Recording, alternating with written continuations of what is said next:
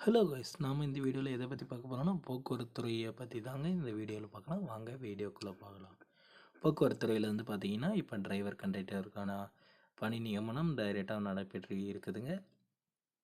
அந்த பணி நியமனம்லாம் எந்த லெவலில் இருக்குது அப்படின்னா, அதாவது வந்து பார்த்திங்கன்னா பணி நியமனம் வந்து பார்த்திங்கன்னா ஓரிரு மாவட்டங்களில் வந்து அறிவிச்சிட்டாங்க அப்படின்ற மாதிரி தாங்க சொல்லலாம். உங்கள்கிட்ட வந்து பார்த்திங்கன்னா driver license and conductor license இருந்தால் இந்த மாத இறுதிக்குள்ளே வந்து பார்த்திங்கன்னா உங்கள் மாவட்டத்துலேயே அந்த வேலைவாய்ப்புகள் வருங்க. அந்த டைமில் வந்து பார்த்திங்கன்னா உங்கள்கிட்ட வந்து பார்த்திங்கன்னா இந்த லைசன்ஸ் இல்லை, டிரைவருக்குன்னு தனியாக லைசன்ஸ் இருக்குதுங்க, கண்ட்ராக்டருக்குன்னு தனியாக லைசன்ஸ் இருக்குதுங்க. இந்த லைசன்ஸ் உங்கள்கிட்ட இல்லை அப்படின்னா வெளியே போகிறதுக்கான வாய்ப்புகள் இருக்குதுங்க. நீங்கள் அதனால் வந்து பார்த்திங்கன்னா முன்கூட்டியே வந்து பார்த்திங்கன்னா டிரைவர் லைசன்ஸும் கண்ட்ராக்டர் லைசன்ஸாக எடுத்து வச்சுக்கோங்க. டிரைவர் லைசன்ஸ் கண்ட்ராக்டர் லைசன்ஸ் எங்கே வாங்குறது அப்படின்னு உங்களுக்கு தெரில அப்படின்னா வந்து பார்த்திங்கன்னா உங்கள் வீட்டுக்கு அருகாமையில் இருக்கிற ஆர்டிஓ ஆஃபீஸ்க்கு போனீங்கன்னா அவங்களே சொல்லுவாங்க. அதனால் நீங்கள் வாங்கி வச்சுக்கோங்க. ஏன்னா டக்குன்னு வந்து பார்த்திங்கன்னா வேலைவாய்ப்புகள் கிடைக்கிறதுக்கான வாய்ப்புகள் இருக்குதுங்க. இந்த மாத இறுதிக்குள்ளே வேலை கிடைக்கிறதுக்கான 100% வாய்ப்பு இருக்குதுங்க. போக்குவரத்து நெரிசலை குறைக்க 81 கிலோமீட்டர் தூரத்துக்கு கிழக்கு புற வழிச்சாலை.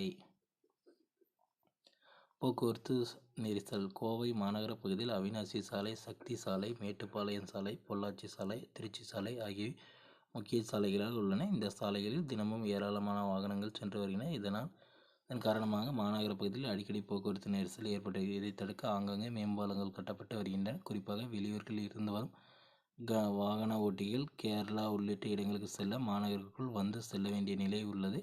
இதனால் மாநகர பகுதியை கடந்து செல்ல கூடுதல் நேரம் ஆகிறது. வாகன ஓட்டிகள் அவதி. இதனால் தேவையற்ற அலைச்சல், எரிபொருள் விரயம் ஏற்படுகிறது. போக்குவரத்து நெரிசல் காரணமாக வாகன ஓட்டிகள் அவதிப்பட்டு வருகின்றனர். இதற்கு நிரந்தர தீர்வு காணும் வகையில் கோவைக்கு வெளியே புறவழிச்சாலை அமைக்கப்பட திட்டமிட்டு உள்ளது.